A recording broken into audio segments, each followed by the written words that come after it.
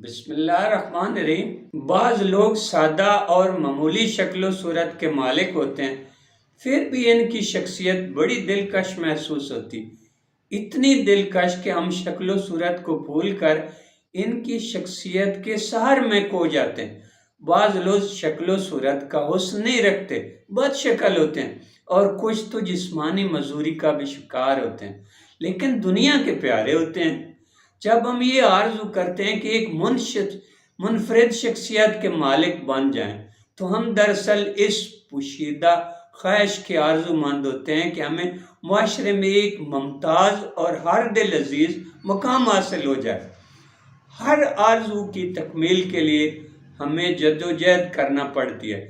شخصیت کو منفرد اور ممتاز بنانے کے لیے بھی ہمیں ان خوبیوں اور صلاحیتوں کو پروان چڑھانے کی ضرورت ہوتی ہے جو ہمارے اندر موجود ہوتی ہیں، لیکن ہم ان سے آگاہ نہیں ہوتے۔ ہم مصنوعی طریقوں سے اپنی شخصیت کو منفرد اور ممتاز بنانے کی کوشش کرتے ہیں، جو ہمیں ہر دل عزیز بنانے کے بجائے لوگوں کی نگاہوں میں مغرور اور ناپسندیدہ بناتے ہیں۔